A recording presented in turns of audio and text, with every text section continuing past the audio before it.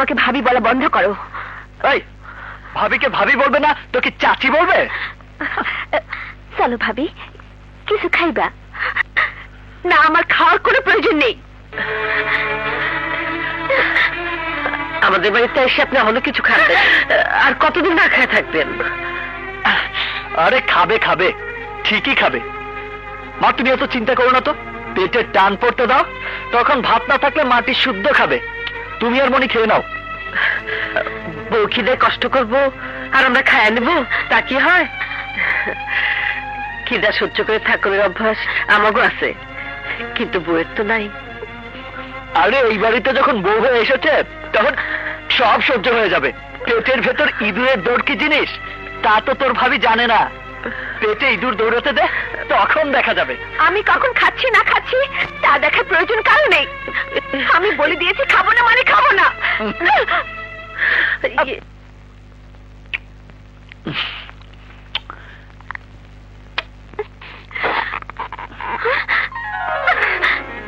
বাবা দিমাগ কত রে।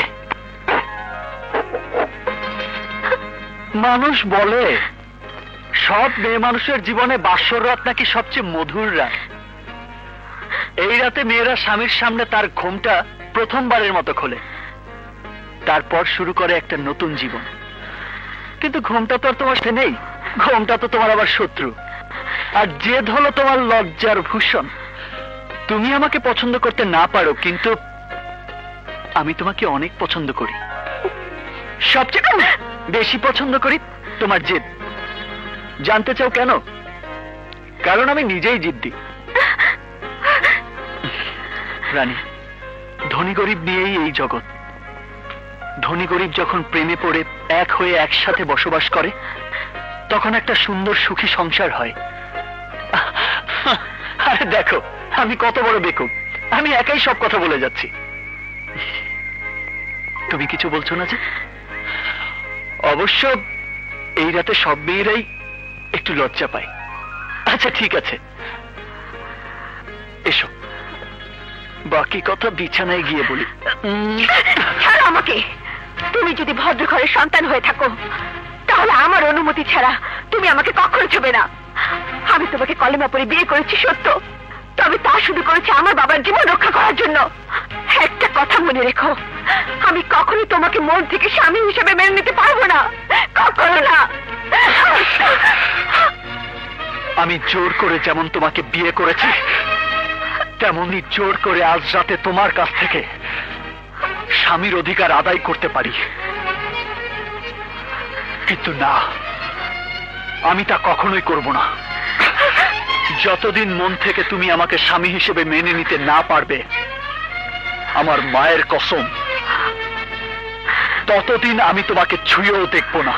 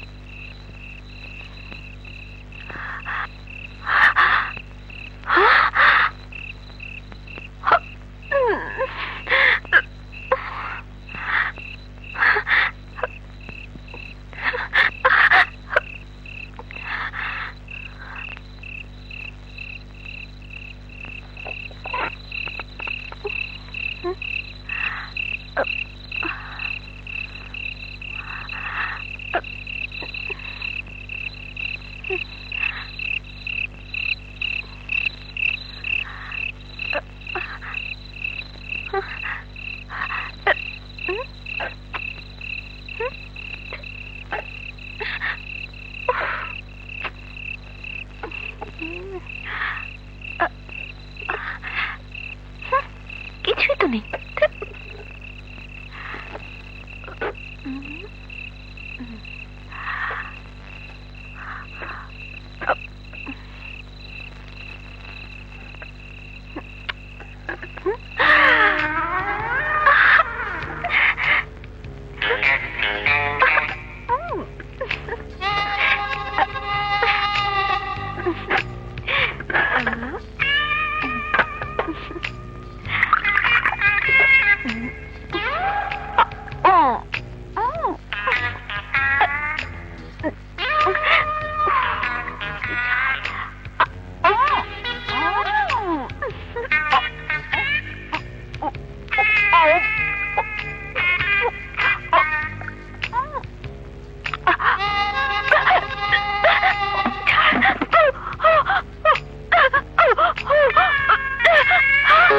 নাও, পানি খাও।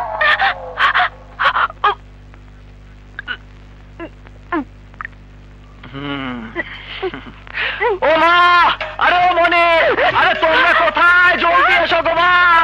আরে বিনা টিকিটে সিনেমা দেখে যাও। গুরুজনরা ঠিকই বলেছে, পেটের খিদার আগুন কেমন করে অহংকারের ইস্পাতকে মোম বানিয়ে ফেলে তা এসে ভালো করে নিজ চোখে দেখে যাও। মানুষ ঠিকই বলে, পেট খালি থাকলে মানুষ চোখেও অন্ধকার দেখে। পেট খালি তো ইমানও খালি। আরে আসো আসো, দেখো। আরে আমার কিছু হয় নাই গো মা, যা হওয়ার হয়েছে তোমার রান্নাঘরের। একটা বিড়াল তোমার রান্নাঘর অ্যাটাক করছে, কোনো কিছু বাদ রাখে নাই গো মা। সকালের জন্য রাখা পান্তা ভাত সব শেষ করে ফেলাইছে, আর তোমরা তার জন্যই খাইতে চাইছিলা না। হ্যাঁ, কাল থেকে সাবধানে থাকো মা, নয়তো বাসায় যা আছে সব শেষ করে ফেলাইব গো মা। শোনো কেমন চোরের মতো দাঁড়ায় আছে। নিজের বউরে এমনি করে কথা কয়? আরে কথা বলবো কি মা, আমি তো মহা খুশি। আমি চিৎকার করে সারা গ্রামে বলবো, আমার বউ বিশাল চোর, আমার বউ চুরি করে আমার বউ ভাই।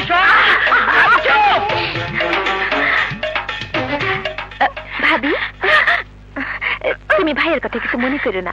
ভাইয়া সবকিছু নিয়ে বেশি চেঁচামেচি করে। তুমি যদি খালি কইতা তুমি খাইবা, তাহলে আমি মাঝরাতে উঠে তোমার জন্য খাবার বানাই দিতাম। কি খাইবা? আরো কিছু রাঙ্গে দিব?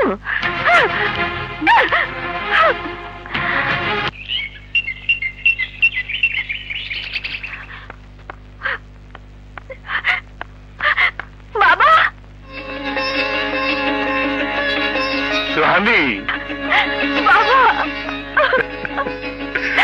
অনেকদিন বাদ দিবা, আমি তোর কথাই ভাবছিলাম। না বাবা না, আমাকে এত বড় বদদোয়া দিও না। অনেক বছর বেঁচে থেকে আমি এই নরকের যন্ত্রণা সহ্য করতে চাই না। আমার সমস্ত খুশি, আমার মনের সমস্ত ইচ্ছা সবকিছু জ্বলে পুড়ে ছাই হয়ে গেছে বাবা। এত বড় অন্যায় তুমি আমার সাথে কেন করলে? আমার কোন জন্মের অন্যায় সাথে দিলে আমাকে? আর বলিস না, আর বলিস না। চোখের পানি মুছে ফেল।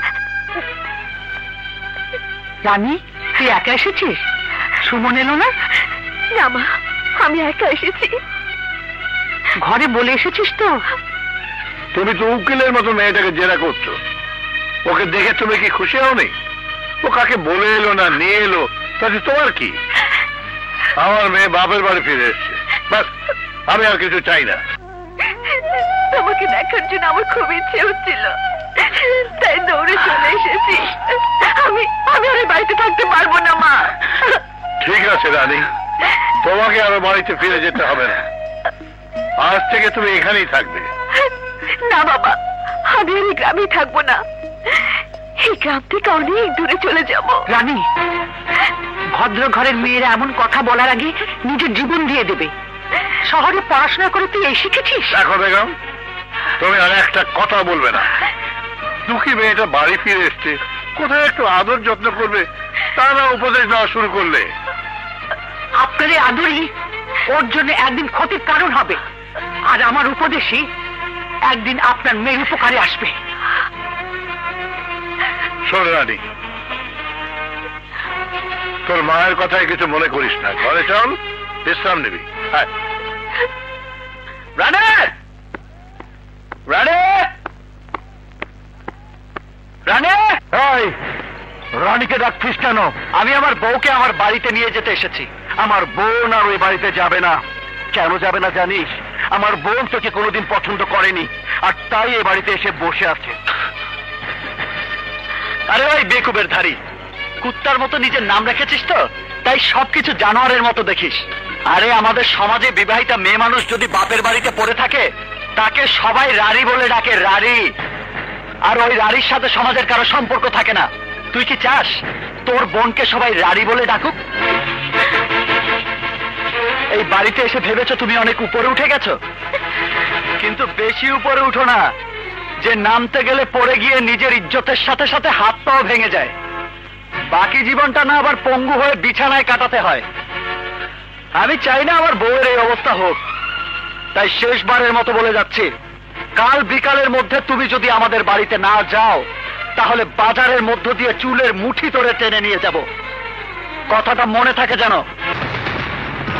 কি আছিস? ওকে মেরে ফেল।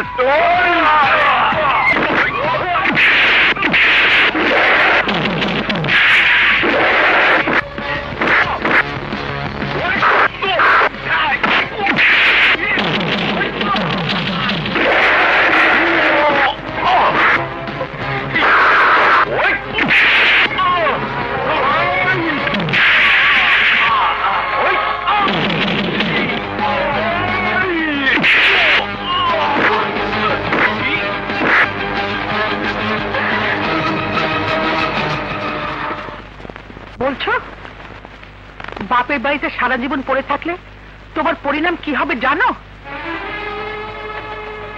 আজ বাদে কাল জেমির বউ যখন এই ঘরে আসবে, কি জবাব দেবো আমরা তাকে? তুমি যাই বলো মা, আমি অনেক ভাবনা চিন্তা করেই এই সিদ্ধান্ত নিয়েছি। আমি ঠিক করেছি আমি সুমনকে তালাক দেবো। কমবে না। যে বাড়িতে তুমি 3-4টা রাত কাটিয়ে এসেছো, তার কি জবাব দেবে তুমি সমাজকে? বোঝার চেষ্টা করো মা।